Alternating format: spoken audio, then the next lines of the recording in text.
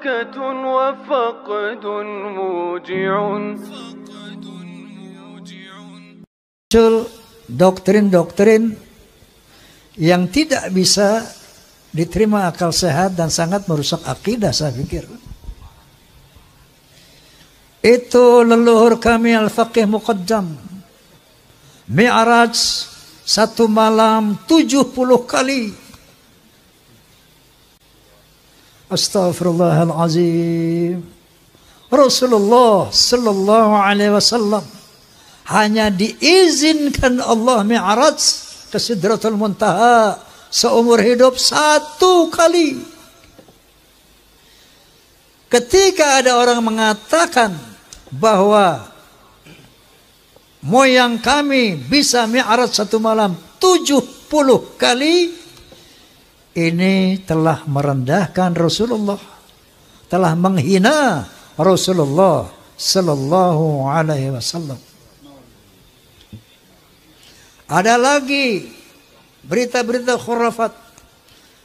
Leluhur kami kalau tidak malu sama Allah dapat memadamkan api neraka cuma dengan kelingking.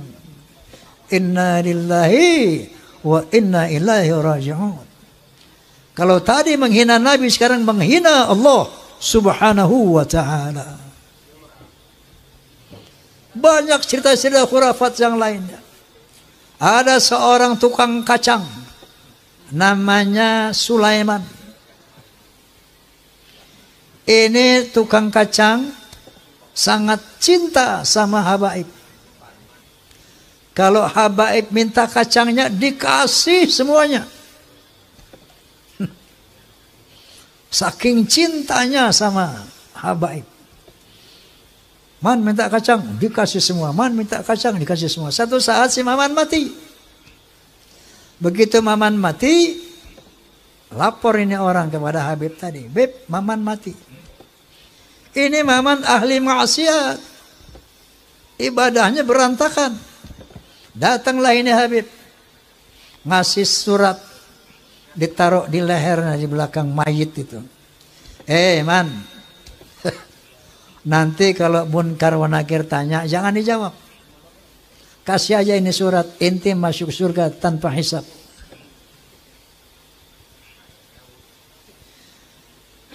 Banyak lagi cerita seperti itu. Leluhur mereka semuanya wali. Bisa nurunkin emas dari langit. Yaman itu negeri paling miskin di Timur Tengah. Bagaimana kita percaya dia bisa turunin emas dari langit? Masya Allah, ini goyang apa?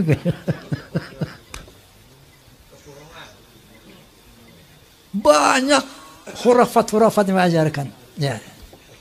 Nah, ini membuat satu faktor menguatnya saya, keraguan saya tentang apa iya cucu Nabi ini kayak begini. Muncullah baru tesis Kiai Haji Imaduddin Utsman Al-Bantani. Muncul apa beliau? Gus Abbas Cirebon Buntet.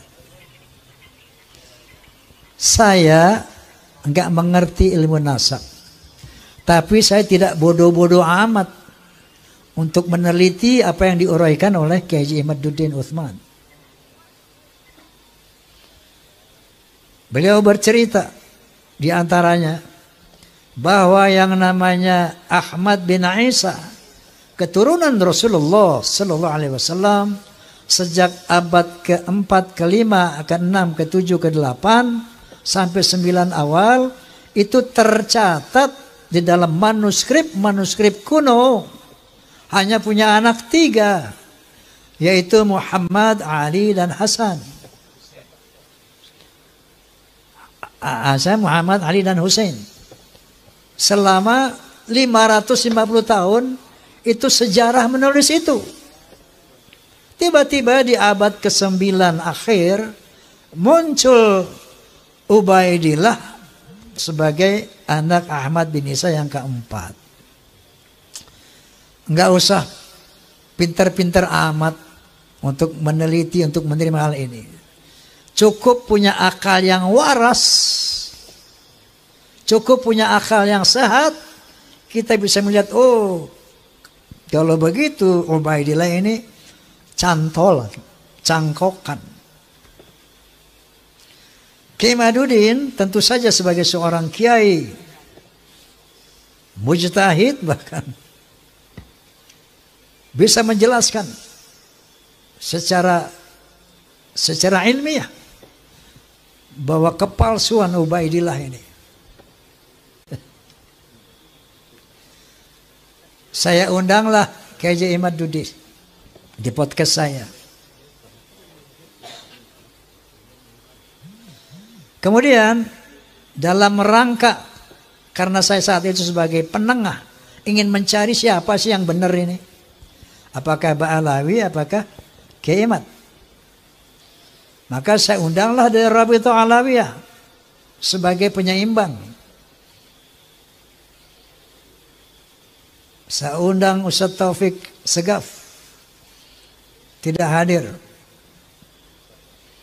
Bahkan saya undang juga Rizik Syihab, tidak hadir. Saya undang juga dari Pekalongan Bapak Lutfi bin Yahya, tidak hadir. Sementara melalui media sosial itu semakin gencar, orang mengkritisi beliau, ulama-ulama semakin banyak, semakin bermunculan. Lalu saya undang Profesor Menahem Ali, seorang ahli filologi, ahli sejarah peradaban manusia. Dalam podcast saya beliau menjelaskan bahwa yang namanya Hadramaut, kota Hadramaut itu asalnya dari nama orang yang bernama Hazarmaved. Dia orang dari Kaukasus yang kemudian menjadi Hadramaut. Jadi menurut penelitian secara filologi, orang Yaman ini bukan orang Arab, tapi orang Kaukasus. Berarti mustahil sebagai keturunan Nabi Sallallahu Alaihi Wasallam menurut Profesor Menahem Ali. Kemudian saya undang lagi Dr. Sugeng Sugiharto dari BRIN. Beliau ahli ahli DNA itu, ahli genetika. Bercerita panjang lebar secara ilmiah, maka bertemulah istilah haplogrup J1 dan haplogrup G. Mereka menjelaskan, beliau menjelaskan panjang lebar bla bla bla bla bla, bahwa subhanallah, subhanallah, subhanallah, ternyata Allah telah mempersiapkan segala sesuatunya, termasuk menjaga kesucian keturunan para nabi. Ternyata DNA-nya itu sudah ditanamkan di dalam setiap manusia. Secara ilmu genetika, haplogrup Nabi SAW adalah J1. Haplogrupnya Ba'alawi, menurut kalau Anda klik di internet familytreedna.com, familytreedna.com, klik saja, akan keluar nanti ada 180 orang Ba'alawi, sebagian dari Indonesia, itu dari Yaman, sebagian kecil dari Indonesia, itu haplogrupnya adalah G. Yahudi Askenazi.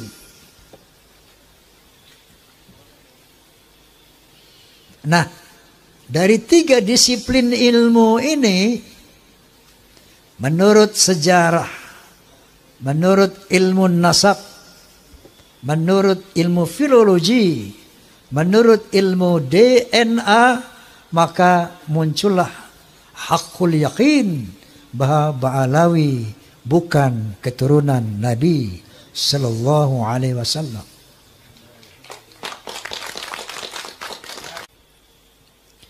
Jadi dari ayat qauliyah dan ayat kauniyah ini muncullah haqqul yakin, la ilaha illallah. Tidak ada Tuhan illallah kecuali Allah. Begitu juga ketika saya meyakini Ba'alawi bukan turunan Nabi, ayat qauliyahnya adalah dari tesis Kiai Imaduddin Utsman, kemudian dari filologi, dan ayat kauniyahnya DNA. Jelas apa jelas? Oi. Jelas apa jelas?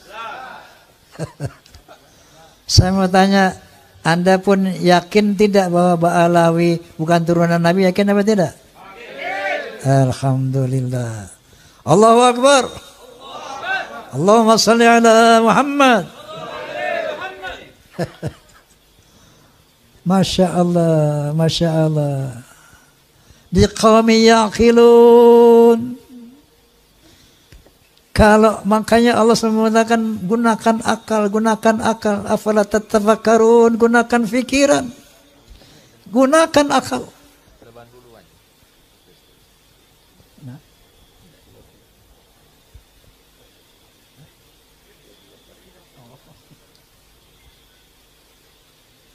Nah, jadi tambahan lagi keyakinan saya itu dengan berbagai macam arogansi dan khurafat-khurafat yang tadi saya utarakan. Lengkap sudah hakul yakin saya. Nah, kemudian saya ingin berbagi pengalaman. Tempo hari saya dakwah di daerah Jambi, Sumatera Selatan. Tablighul Akbar. Itu kiai-kiai banyak mengatakan, Bang Haji, kami di belakang Bang Haji. Saya pengen sih dia di depan saya, ya, bukan di belakang ya.